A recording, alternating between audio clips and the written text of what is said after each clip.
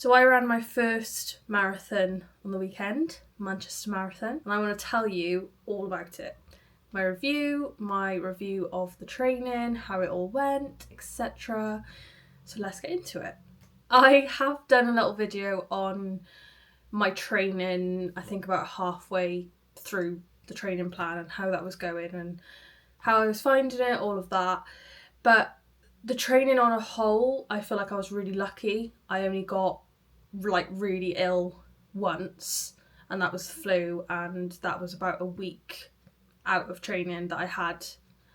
In total, I still managed to get a couple of runs done, but all in all it was about 7 days sort of off plan a little bit. But it was sort of early days and it ended up being fine, not impacting me at all. Didn't get any injuries. The only thing that I had was my back got really sore, really achy after every long run. So I went to a physio, and it was basically to do with my core and just a weakness in those muscles, along with me having an exaggerated pelvic tilt. So everyone has a pelvic tilt, but mine was exaggerated, I think. Is exaggerated. So I was given exercises for those, and then the more that I did those, the less of a sore. The less? I just didn't get the sore back anymore. So that was the only thing really that I would say got in the way in terms of during my training. And then on my longest run after it, I just had, and after the marathon actually, I had the arch of my foot was really sore, and it's almost like it links up to my knee a little bit. But that seems to be sorting itself out, so I'm not too worried for now. I'm just going to see how it goes, obviously, after I've rested up. But yeah, Manchester Marathon, going back to the training plan, I started a 20-week training plan on the 10th of December, and then I started to taper about 2 or 3 weeks out from the marathon. I had one 21-mile run that one I would label as a disaster, where on hindsight I didn't eat enough the day before, I didn't drink enough the day before, and it was also off the back of quite a busy week that was in parts emotionally draining. I think this is part of the running journey, is life happens, things happen, and there's not really anything you can do about it. Sometimes you have to listen to your body, and sometimes it's not the time to be pushing yourself. Sometimes it is the time to be pushing yourself, and sometimes it is just your head trying to be an idiot and trying to stop you from doing something that you are capable of. The importance of fueling correctly and hydrating correctly, I cannot stress enough. The difference that I have seen in the runs where I've prepped properly the day before and also after the run versus the runs where I didn't prep properly before, tried to wing it, and then also didn't do enough of refueling, rehydrating after the run. So me filming this right now is currently 2 days since I did the marathon, and don't get me wrong, my legs felt like I'd run a marathon after I'd done the marathon, but I didn't feel kind of haggard or exhausted. I was able to still function. Not that I had a lot to function for, we more or less walked back to the car, got in the car and drove home, stopped at a McDonald's, and then drove home, and then I went to bed. But I feel 2 days out from that now, I feel all right. And I do think that's down to the carb loading that I was doing in the days leading up to it, as well as the hydrating. On the day, it was a really hot day, and I think the heat caught a lot of people out. I adapted my like hydrating strategy, like what I normally do on a training run, which is a sip of water every mile. I changed it to a sip of water every half mile, like right from the start, even when I wasn't necessarily thirsty. And then I also just drank to thirst after I got past like a certain mileage. It might have been, I don't know, 18, 19 miles, because they were, as long as you're taking on the amount of water that you were carrying during your training runs, and this is where the training runs are so vital, because it helps you figure that out. So I had 2 litres of water on me, and then I was also taking on water from every station. So they were like 500 milliliter bottles, I think. And I would drink some of them and then I'd tip some of them down my back because it was that hot. Like, people were out with their hose pipes, and honestly, those people were the heroes of the day. Like, everybody was just weaving across these rows, just trying to get a bit of a cool down from these hose pipes. Also, the people stood out with bottles of water, cups of water, ice lollies, like snacks. Honestly, people are just amazing. When a race comes together, the spectators, the crowds are insane. Like, they are what makes a race. And I've seen it described before as like humanity at its finest, and it really is. I thought the event was pretty well run. I didn't sort of have any complaints apart from there not being any toilets once you get onto the kind of start line where you're waiting in your pen. So that's my only, but I think a few people have brought that up, so I don't know whether that would be something that would change in the future. I don't really know, but that is literally my only complaint. I thought it was a really well run event. The marshals were all really lovely. Just the people of Manchester were all lovely. Like, the people calling out your name, you know, strangers on the street just calling out your name and cheering you on. It's what you need, and it's definitely what you need when you're running in the heat, because that is hard. People were also out with like spray bottles, spraying, as in, it was like you would go up to them if you wanted to be, so they weren't just like coming in your face and doing that, but you'd go up to them and they would spray you in your face with these things of water. So it's just like everyone sort of comes together in those times, and it's really nice to see, because I don't think we get a lot of that as human beings. I think that's how we're supposed to be, but we don't necessarily function like that all the time. I think a lot of people say as well that they advertise it as a flat route, and it's not a flat route. What I will say, as somebody who lives somewhere that's pretty hilly, you can't, on the training runs, you can't really get away from the hills. The elevation gain of that run was a lot lower than the elevation gain of the runs that I've done around where I live. And I'm not even in a hilly place necessarily. It's just hard to avoid the hills. But I wouldn't say, they've got the Altrincham Hill is probably like the steepest one, but it's quite short.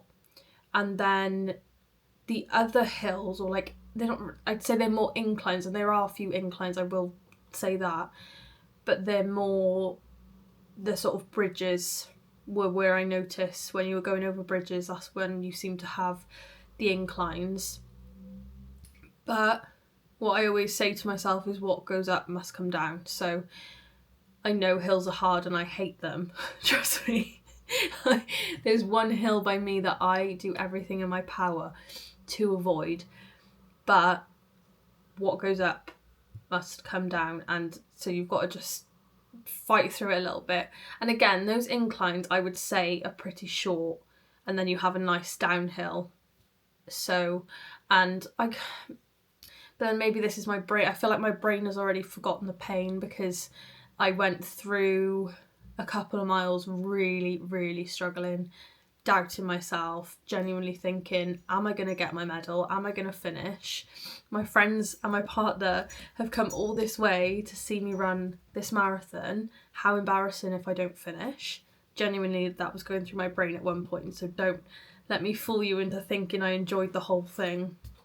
my brain is just like storing that part away because it wants me to do another one. It's just focusing on how good I felt at the end and how good I felt after that blip. Even though I say I felt good, I was fighting for my life, but I felt good. Weird.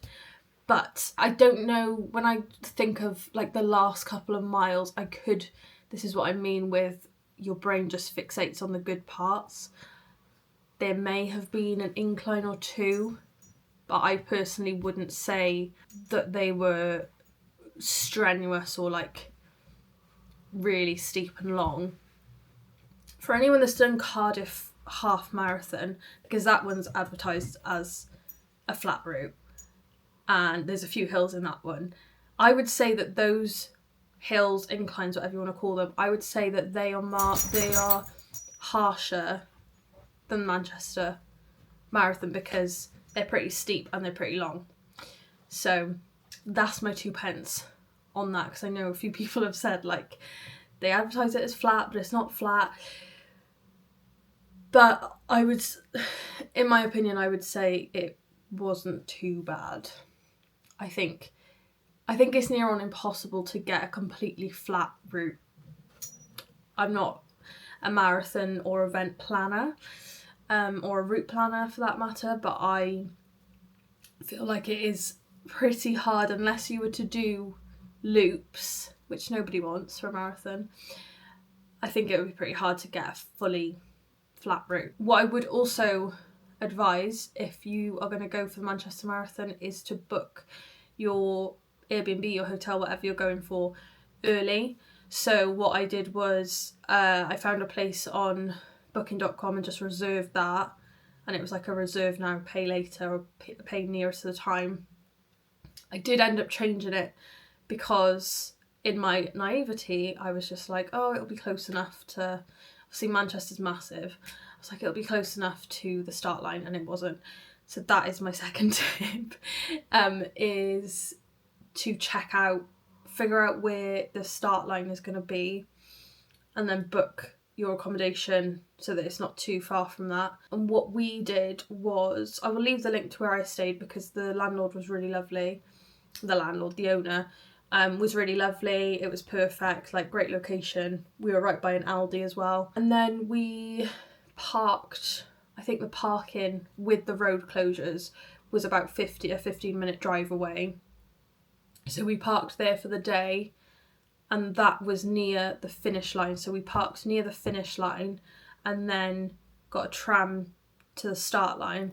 And it just meant once I'd finished, we didn't have to worry about like getting on the tram and getting all the way back. It was a bit of a walk, but again, it probably worked in my favour a little bit because we had a long drive home. So that was my little bit of like loosening up the legs, if you will. And then I think the other thing to note as spectators, or if you've got family or friends going up to watch you, is I think my friends were caught out by the length of the wait time and the queues for the trams. I think they were behind or in front of something like that, somebody who had like gels and was trying to get on this tram to get to a certain mile to give these gels to their friend, and they were, you know, like panicking because they weren't going to get there in time. So I just take that into consideration when you're planning your spectator route. Hats off to my friend Zoe, because she planned that whole thing. I wouldn't have had a clue where to start. So she like mapped out how they would get to mile 1, mile 3. I can't remember which miles, but I saw them a good few times, and obviously that really, really helps. But yeah, they were caught out a bit by the queues for the tram, which I wouldn't have even really thought would be a thing, but I guess everyone's trying to do the same thing, so it is going to be busier. It's a race that I would do again, and I was genuinely tempted to re-enter it for next year, but I'm like, don't get too ahead of yourself, just calm down. I think I'm still kind of living off the buzz of it, and I'm like, let's do it again. My plans for like another marathon, I'm not too sure on yet. I don't even want to speak on it and jinx myself, but yeah, it's definitely a race that I would do again. I thought it was well run. The bib number were like, mine was sent out in enough time. They did have like a little place where you could go and collect your bib number. I don't think there was an expo. I think that's something that people sort of raise. But then for me, I don't know, I've not experienced London, so I can't really say. But for me, on the Saturday, I didn't feel so guilty about sitting in the house that we'd rented for the weekend. I didn't feel guilty about like sitting in there and just chilling out, because I knew there wasn't really much that I was missing out on. So that's the pros of that. However, I have never done London, so maybe one day when I do London, one day I will think, oh yeah, the expo is a really great addition. If you have any questions, please let me know in the comments. I'll gladly answer them. I have really enjoyed this training block. As I said to my partner, I was like, I really thought that I would get to this stage and be like, thank God that's over. But I've got to this stage and I'm like, what next? What do I do now? So I'll leave it there. All I'm saying is you might surprise yourself with how much you end up enjoying the training, even the parts when you hate it. Just the overall thing of pushing your body, pushing your mind, seeing how resilient you really are, because I don't think any of us give ourselves enough credit for how resilient and strong we are and courageous. Taking on a marathon, it's a beast. It has to be respected, is what I always say, and make sure that you fuel and hydrate correctly and make that a part of your training. That was something that was sort of brought to my attention from other people who are a lot more experienced in running races, running marathons, half marathons, but it is a crucial part of training. Thank you for watching. Let me know if you ran Manchester or London or any other marathon and you have anything you would like to say. I always like to hear it, and I will see you in the next video.